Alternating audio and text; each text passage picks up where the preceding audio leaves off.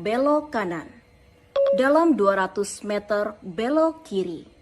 Putar balik ke arah tengah sawah. Tutut. Hati-hati di pinggir sawah ada cangcorang. Anda sudah sampai di tengah sawah. Namo Sang Hyang Adi Budaya, Namo Buddhaya. Hari ini saya mau bercerita tentang GPS hati. Apa itu GPS hati? Sebelum era GPS, jika kita mau berkendara ke tempat yang belum pernah kita kunjungi, maupun berkunjung daerah yang sama sekali baru, maka tidak sering kita jadi bingung. Mau menentukan arah kemana, jalan kemana, lokasi mana yang kita mau tuju. Namun ketika GPS hadir, maka kendala-kendala tersebut menjadi lebih teratasi. Kita bebas pergi kemanapun secara terukur dan jelas. Berapa meter jaraknya, berapa lama waktunya, dan seterusnya. Itu kalau GPS jarak. Kalau GPS hati, pernah pakai? Sama-sama sih, satuannya M. Tapi bukan M yang artinya meter. Tapi M kepanjangan dari empati. Jadi cara bekerjanya GPS hati ini, ya pakai empati. Apa sih empati? Apa bedanya dengan simpati? Kita simak dulu kisah tentang perangkap tikus yang berikut ini. Ini adalah kisah sepasang suami istri yang hidup di peternakan. Suatu hari, suami dan istri ini berbelanja ke pasar seperti biasa. Dan ketika pulang di rumah, mereka membuka satu persatu barang belanjaan mereka. Di balik dinding, seekor tikus sedang memperhatikan barang belanjaan apa yang sedang dikeluarkan oleh suami dan istri tersebut. Dia berpikir, wah, makanan apa lagi yang dibawa mereka dari pasar. Ternyata apa yang dilihat membuatnya kaget luar biasa. Ternyata yang dibeli oleh suami istri peternak tersebut adalah perangkap tikus. Lalu kemudian ia berlari menuju kandang dan mulai mendatangi teman-temannya. Kandang pertama yang didatangi adalah kandang Tuan Ayam. Tuan Ayam, ada perangkap tikus. Lalu Tuan Ayam berkata, Tuan Tikus, aku turut bersedih, tapi itu tidak berpengaruh untukku. Lalu Tuan Tikus kembali menemui kambing di kandangnya sambil berteriak, Tuan Kambing, ada perangkap tikus. Lalu Tuan Kambing pun menjawab, aku turut bersimpati, tapi tidak ada yang bisa aku lakukan. Kemudian akhirnya tikus pun menemui Tuan Sapi. Dan dia mendapatkan jawaban yang hampir sama. Maafkan aku Tuan Tikus, tapi rasanya perangkap tikus itu tidak berbahaya sama sekali untukku. Suatu malam, sang pemilik rumah terbangun oleh suara keras dari perangkap tikusnya. Ketika dilihat, ternyata isinya adalah seekor ular berbisa. Ular tersebut meronta-ronta hingga menyerang istri si pemilik rumah. Akhirnya, istri si peternak pun sakit akibat bisa ular beracun tersebut. Baik dokter maupun tetangganya menyarankan agar sang istri dibuatkan semangkuk sup ayam. Dengan segera si peternak kemudian menyembelih ayamnya untuk dimasak. Namun ternyata sakitnya tak kunjung reda. Seorang tetangga lainnya menyarankan untuk makan hati kambing. Lalu kemudian ia ke kandang dan menyembelih kambingnya. Namun hasilnya istrinya juga belum sembuh. sehingga istrinya akhirnya meninggal dunia. Banyak orang-orang yang datang menjenguk, sehingga petani harus menyembelih sapinya untuk memberi daging-daging sapi kepada orang-orang yang melayat istrinya. Dari kejauhan, Tuan Tikus hanya menatap dengan wajah yang sedih. Beberapa hari kemudian, ia melihat perangkap tikus tersebut sudah dibereskan oleh si peternak. Jadi, apa yang dimaksud dengan simpati dan apa yang dimaksud dengan empati? Secara singkat, simpati adalah respon atau dukungan, sedangkan empati adalah upaya kita untuk memahami orang lain dengan cara memposisikan diri kita menjadi orang lain tersebut. Ada beberapa perbedaan yang mendasari perbedaan simpati dan empati. Yang pertama adalah tadi, simpati bersifat spontan, sedangkan jika empati bersifat kognitif dan afektif. Simpati tidak sedalam empati. Ya.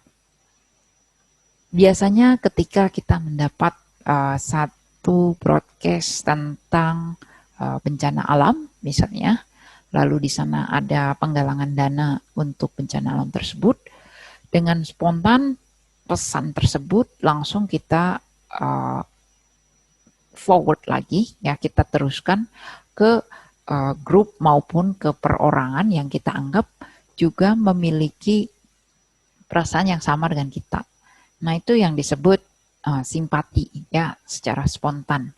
Sedangkan empati lebih dari itu, ya. Jadi bukan hanya sekedar meneruskan dan mendukung, ya, tapi juga dia berbuat sesuatu. Poin berikutnya, perbedaan simpati dan empati itu adalah kalau simpati biasanya didasari atas persamaan.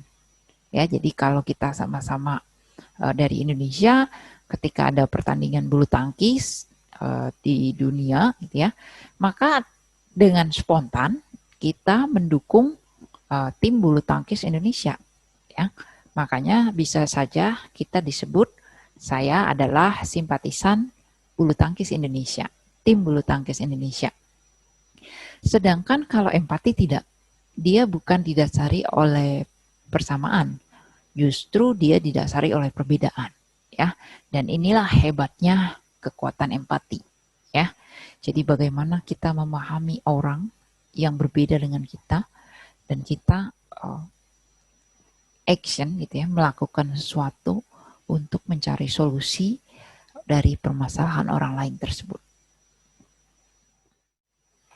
Jadi empati bukan hanya sekedar perasaan spontan yang misalnya iba atau senang atau bangga, gitu ya, tapi adalah perasaan emosional yang lebih mendalam. Dan yang paling penting adalah menimbulkan implementasi yang nyata. Pernah suatu kali teman saya divonis harus dioperasi, ya, dan biasanya bukan sekedar saya chat, oh katanya sakit ya, gitu ya, semoga cepat sembuh. Itu belum menimbulkan implementasi yang nyata. Jadi itu boleh dikatakan kalau hal-hal yang demikian kita lakukan itu disebutnya simpati. Tapi jika kita mau mengupgrade, ya, simpati menjadi empati, maka kita melakukan yang lebih tadi, yang implementasi nyata. Yang saya lakukan adalah saya kebetulan mereka juga merantau di kota ini, sehingga saya tahu tidak ada keluarga yang bisa dititipi dua anaknya, maka saya menawarkan bantuan untuk mengasuh anak-anaknya selama dia dirawat di rumah sakit. Dan itu mungkin bisa dikategorikan sebagai empati. Jadi bukan berhenti sampai simpati saja, tapi bisa kita lanjutkan tindakan-tindakan kita menjadi empati. Dalam kerangka ajaran Buddha, saya mencoba mensejajarkan ini menjadi Varitasila versus Caritasila, di mana Waritasila itu adalah bersifat pasif dan Caritasila bersifat aktif. Begitu pula dengan kacamata simpati dan empati tadi, di mana simpati lebih bersifat pasif dan empati sifatnya adalah aktif. Ya. Waritasila biasanya menekankan bahwa seseorang berusaha menghindari melakukan perbuatan-perbuatan buruk.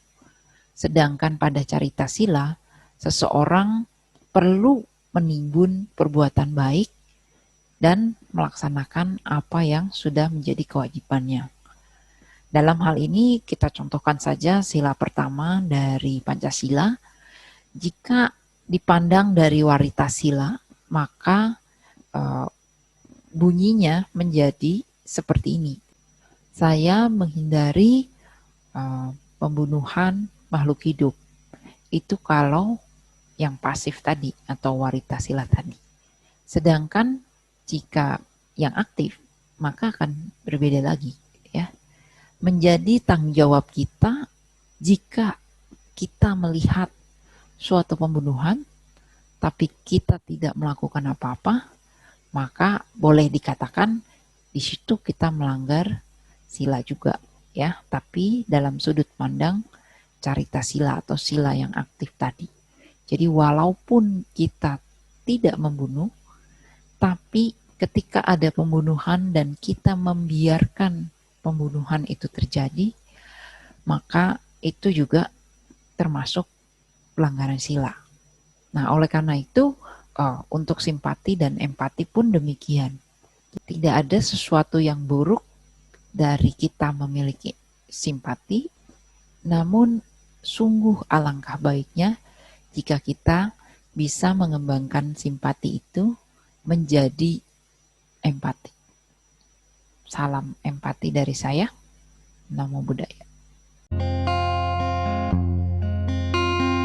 月将这路的美，讲理想跟那家村那里我去古康嘞，谁知边你定啦，哦南去啦莫雨哟。